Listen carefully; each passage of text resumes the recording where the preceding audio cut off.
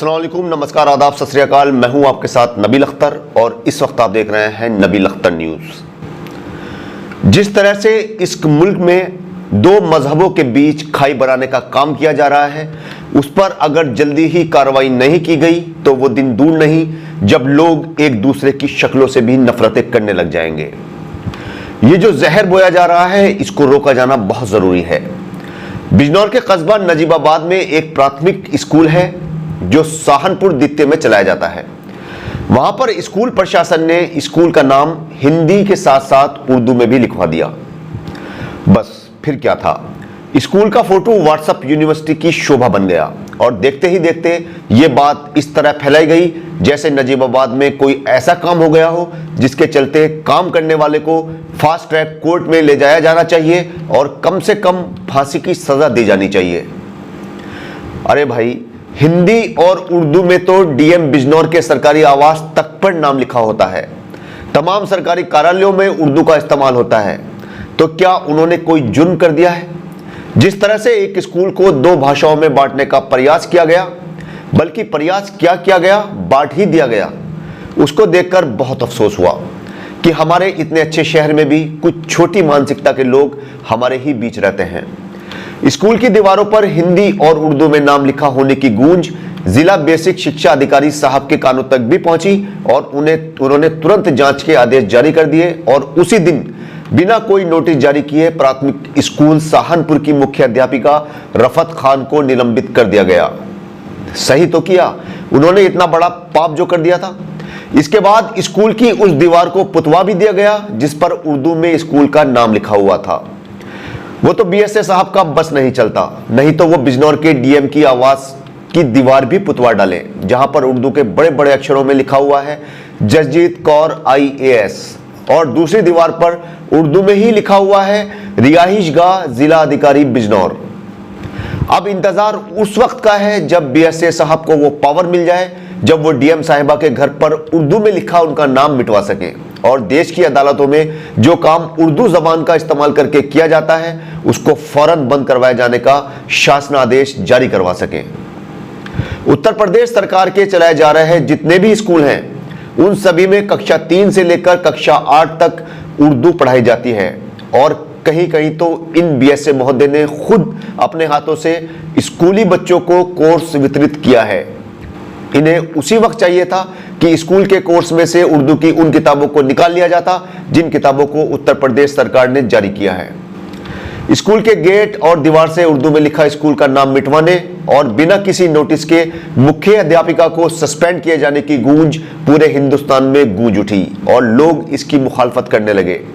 देवबंद के वरिष्ठ लेखक और समीक्षक सैयद वजाहत शाह कमल देवबंदी ने नगीना सांसद चंद्रशेखर आजाद को पत्र लिखकर कहा है कि उत्तर प्रदेश में उर्दू को द्वितीय राजभाषा का दर्जा प्राप्त है।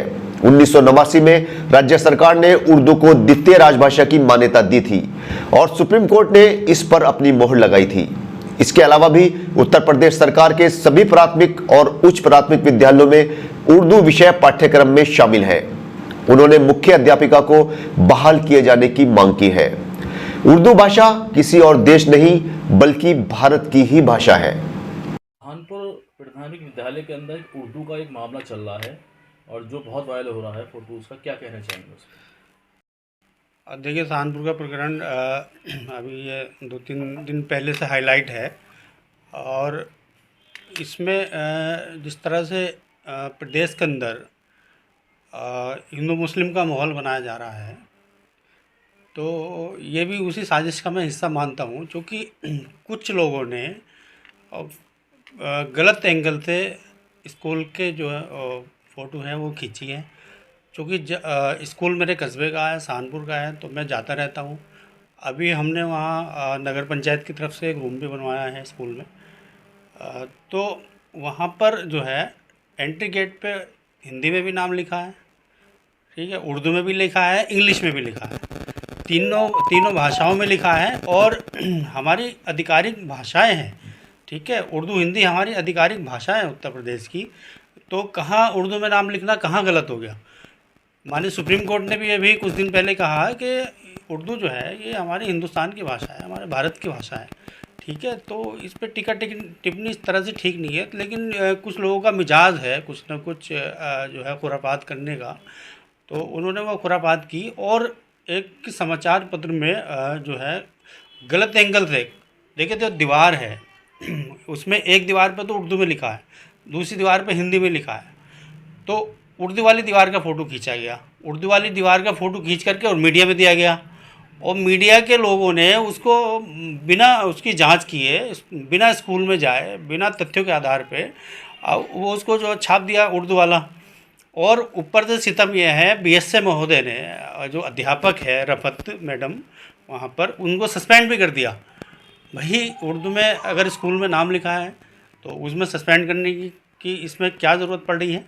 ठीक है, हालांकि उसको जो लोग भी कंप्लेंडर है उनको जवाब देना चाहिए, भाई हमारी आधिकारिक भाषा है।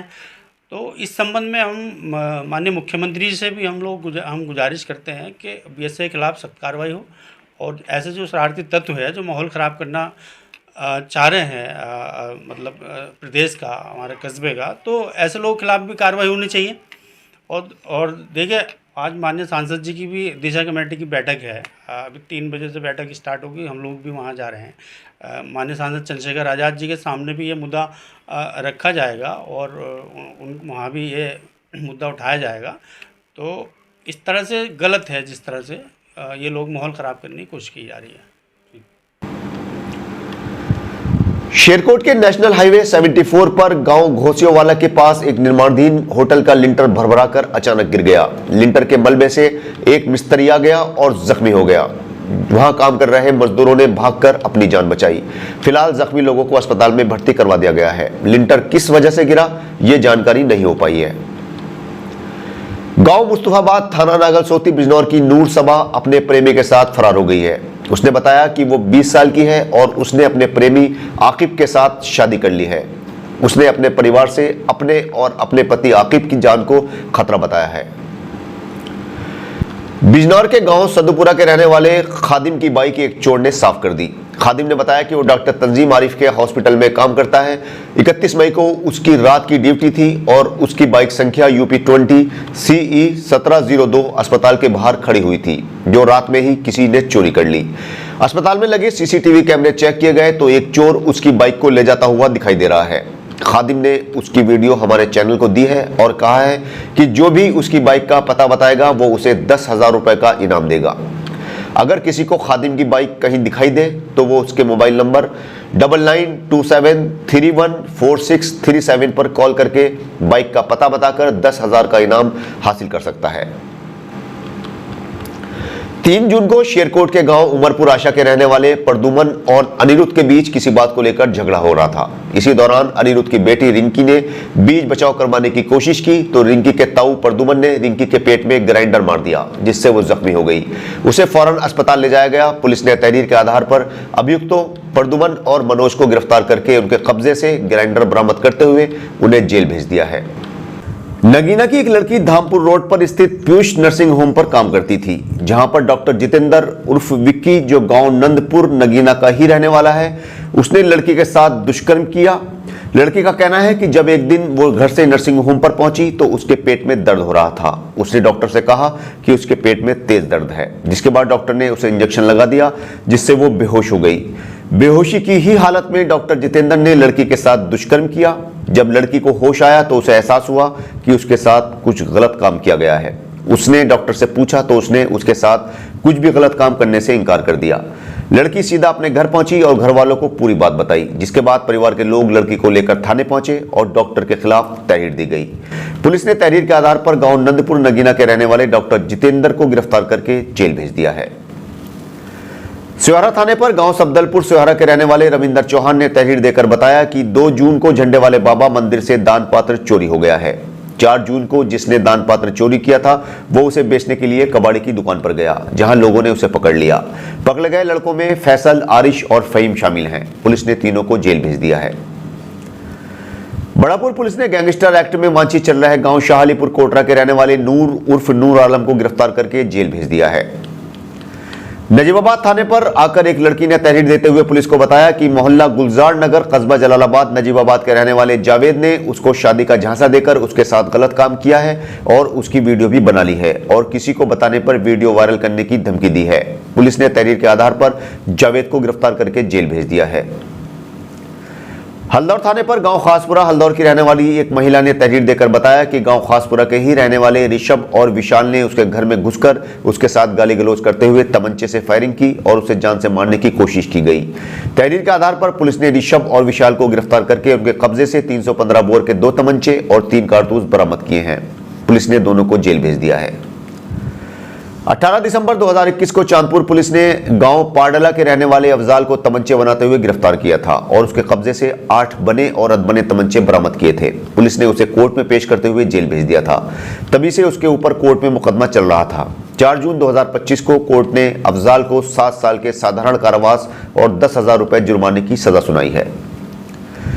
तो ये थी बिजनौर की आज की कुछ खास खबरें। कल आपसे फिर मुलाकात होगी बिजनौर शहर की कुछ खास खबरों के साथ। तब तक अपना और अपने परिवार का अच्छी तरह से ख्याल रखिए और बिजनौर की हर छोटी बड़ी खबर जानने के लिए देखते रहिए नबील अख्तर न्यूज़। जय हिंद।